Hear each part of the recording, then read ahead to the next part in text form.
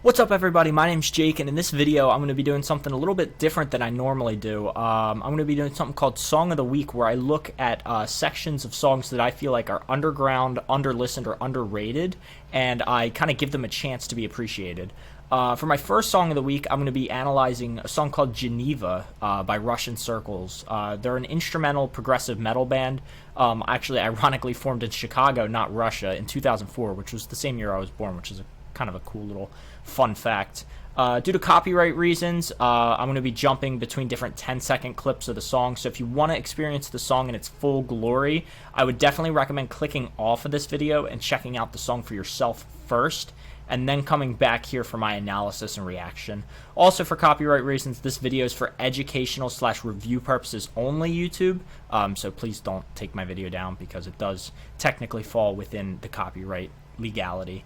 Now, before we get into the video, I'd like to set a like goal for this video. If this video gets 1 billion likes, I will quit my career as a metal musician and become a SoundCloud rapper. With all that out of the way, let's dive into Geneva by Russian Circles.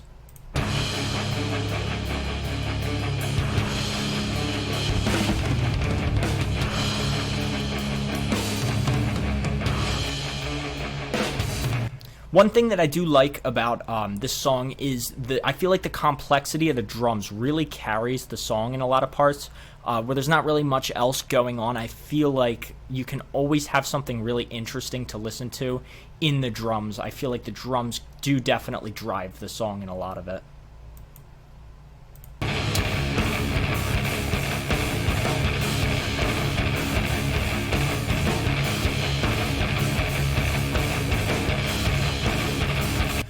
Those triplets there on guitar are absolutely filthy. I love them. I love that just constant chugging. It almost sounds like a galloping sound. It's very like Iron Maiden-esque, but like just so much heavier.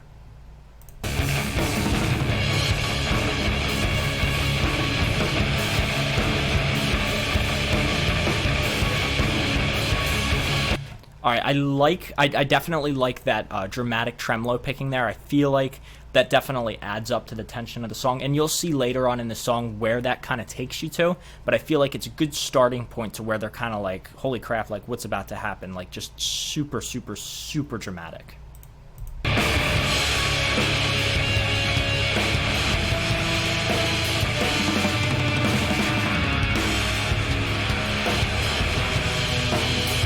I also like here how they just wait till the very last second to actually release all the tension that they built up. I skipped a little bit ahead in this part because it kind of does that tremolo picking part for a while, but once it actually gets to where it's going, it just has that massive just release of energy in that one giant cymbal hit, and it waits till just the very last beat of the measure that it possibly can before it even does that.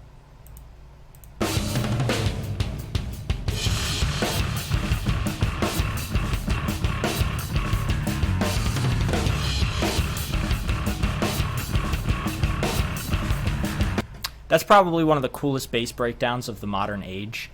I love how it kind of starts like really simple, and then it kind of just, it goes into this really nice sounding harmonic minor thing, and it's just got this just nasty, disgusting distortion behind it, and like, I say disgusting, but I mean in a really, really, really good way.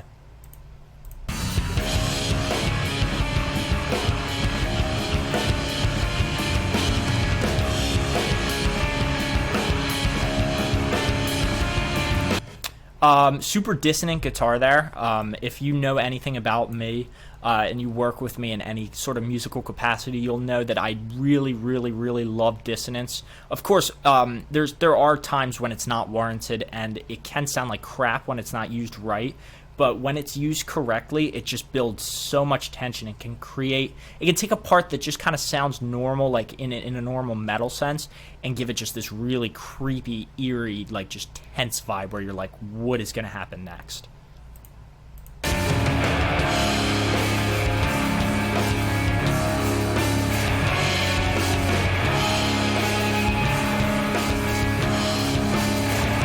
This part gives me PTSD to Escape from Tarkov. If you've ever played the game, you'll know what I'm talking about. In the menu music, they have a part like this that's actually really similar, And I don't know, I've always just loved that kind of feel of a riff. It's hard to put into words what it is, but when you hear it, you know it, if you know what I mean. But they do that in the beginning. I said do. If they do that in the beginning of not the beginning, but the menu music for Escape from Tarkov, they have a lot of riffs that are like that, and that's actually kind of how I discovered that style of riff, and I really, really think that it adds a lot to a song.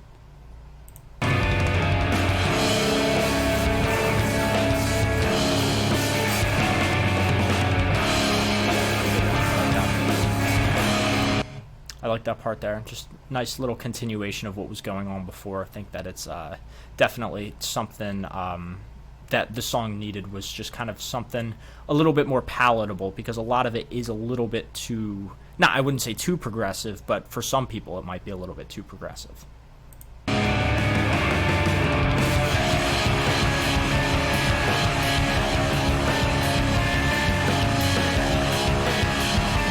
And in that part there, I thought that was really cool, how they kind of added layers on top of each other that were like parts of the song previously. They kind of just started to build it on top of each other to kind of... what this song is really good at doing, in my opinion, is building tension. And I feel like that's always what they're trying to do, is build tension up to the point where it releases, and then just figure out how to build over top of it even more. That was dark. That was really dark there. I liked that part. I love how just different it is from the rest of the song, and it just adds this sense of doom and dread to what you're actually listening to. It sounds great. I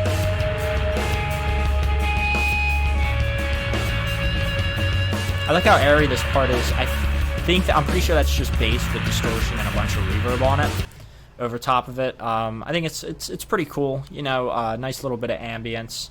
One gripe I do have with the song is I don't really feel like it goes anywhere from here. It doesn't really have like a peak at the end, you know what I mean? The peak is kind of in the beginning, and then it does some really cool stuff throughout the rest of the song, but I feel like that it almost peters out towards the end, is I guess the words that I'm looking for there. This part.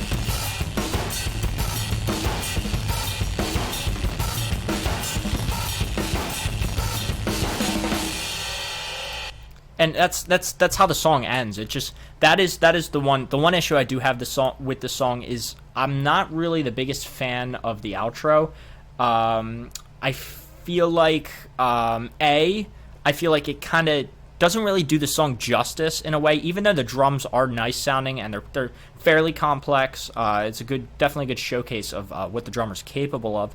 I don't necessarily think that that part aids the song in any way with just how awesome the rest of it is. And I also feel like the mix during that part gets a little bit crackly. I mean, that's just a personal thing for me. I'm just kind of always looking out for things like that. But I do feel like those are really my only two complaints about the song. Regardless of the outro and everything, I would say it's a very, very good song, in my opinion, at least. If you liked it as well, definitely make sure to give Russian Circles a listen and follow them on social media. And if you like this kind of content and want to see more like this, make sure to hit the like button, subscribe to my channel, leave a comment, and make sure to check out our music on Spotify, Apple Music, iTunes, and all that good stuff. We are the Age of Ore. That's O-R-E. And with all that out of the way, I hope you enjoyed this iteration of Song of the Week, and I hope you have a ridiculously good day.